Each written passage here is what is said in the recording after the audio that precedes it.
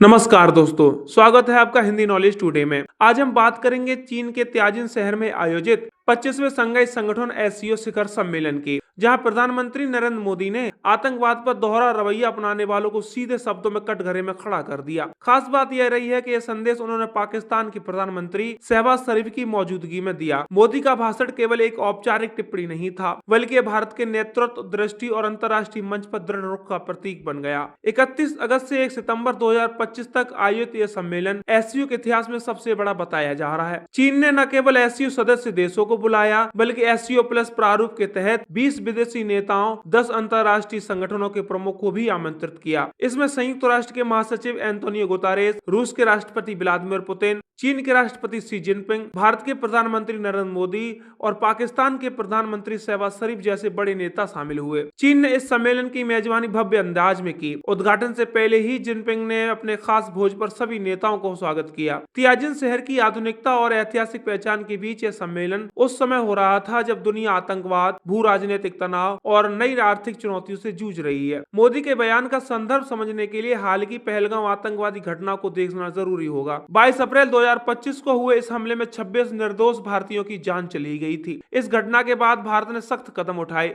Ends waters treaty की समीक्षा रोकी, पाकिस्तान से जुड़े सार्क वीजा कार्यक्रम को बंद कर दिया और पाकिस्तान के कई सैन्य सलाहकारों को भारत से निष्कासित कर दिया। यह हमला केवल जम्मू कश्मीर का मामला नहीं था, बल्कि वैश्विक आतंकवाद की उस चुनौती का हिस्सा था जो किसी न किसी रूप में हर समाज को प्रभावित कर रही है। इसी संदर्भ में पीएम मोदी ने एससीओ मंच से पूरी दुनिया को चेतावनी दी है। प्रधानमंत्री नरेंद्र मोदी ने अपने भाषण में सबसे पहले आतंकवाद को वैश्विक चुनौती करार दिया।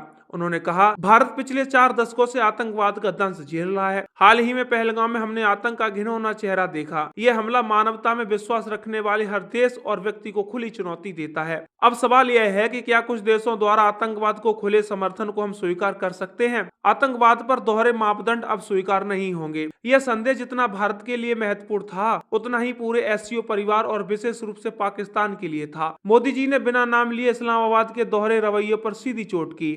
मोदी जी ने एससीओ की भूमिका को 3 शब्दों में समेटा। एस यानी सिक्योरिटी यानी सुरक्षा, सी कनेक्टिविटी यानी संपर्क, ओ अपॉर्चुनिटी और यानी अवसर। उन्होंने कहा है कि संगठन तभी प्रभावी होगा जब यह तीनों स्तंभों पर मजबूत खड़ा हो। सुरक्षा सुनिश्चित होगी तो विकास संभव है, कनेक्टिविटी बढ़ेगी तो क्षेत्रीय सहयोग पनपेगा और अवसरों का विस्तार होगा तो जनता का भरोसा बढ़ेगा। मोदी ने केवल पारंपरिक आतंकवाद की बात नहीं की, बल्कि साइबर आतंकवाद, ड्रोन हमले और अनमैन्ड सिस्टम जैसी नई चुनौतियों पर भी दुनिया को आगाह किया। उन्होंने कहा कि अब आतंकवाद केवल बंदूक और बारूद तक सीमित नहीं रहा, बल्कि डिजिटल दुनिया में भी घुसपैठ कर रहा है। एससीओ को समय रहते नई तकनीकों से सुरक्षा ढांचा तैयार करना होगा। मोदी जी ने एससीओ की आरएटीएस की सराहना की और भारत की प्रतिबद्धता दोहराई। उन्होंने याद दिलाया कि भारत ने संयुक्त अभियान का नेतृत्व कर अल-कायदा और उससे जुड़े संगठनों के खिलाफ बड़ी भूमिका निभाई। साथ ही आतंकवाद के वित्त पोषण को रोकने की दिशा में भारत ने कई पहलें भी की। उन्होंने याद दिलाया कि भारत ने संयुक्त अभियान का नेतृत्व कर अल-कायदा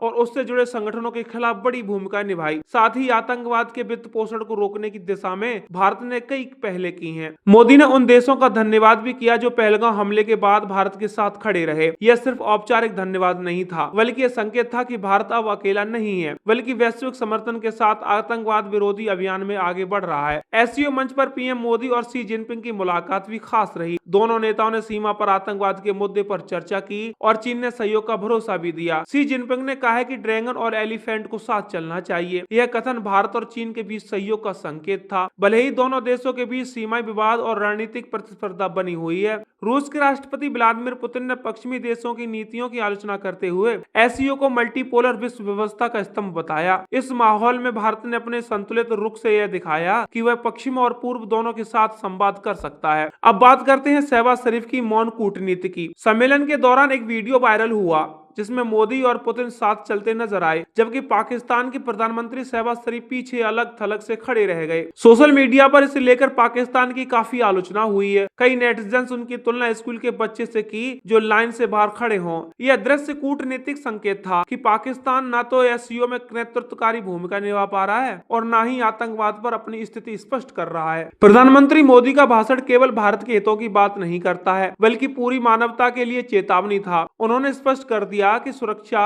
शांति और स्थिरता विकास का आधार है। आतंकवाद किसी एक देश का नहीं है, बल्कि पूरी दुनिया का साझा दुश्मन है। आतंकवाद पर दोहरे मापदंड अब स्वीकार नहीं होंगे। भारत ने एससीओ में अपनी भूमिका को सकारात्मक, रचनात्मक और दूरदर्शी दिखाया। एक और पाकिस्तान जहां मौन अलग थलग पड़ा दिखा, तो वहीं भारत ने स्पष्ट और साहसिक नेतृत्व प्रस्तुत किया। दोस्तों, यह एससीओ शिखर सम्मेलन केवल एक औपचारिक मंच नहीं रहा। यहाँ से भारत ने दुनिया को सशक्त संदेश दिया कि आतंकवाद पर किसी तरह का दोहरा रवैया बर्दाश्त नहीं होगा। मोदी का भाषण पाकिस्तान को सीधा जवाब था, लेकिन साथ ही यह पूरी दुनिया को एकजुट होने का आह्वान भी था। तो आपको दोस्तों क्या लगता है, क्या एससीओ के अन्य देश भारत की इस नीति का खुला समर्थन करेंगे? हमें कमेंट बॉक्स में अपनी राय जरूर बताइएगा।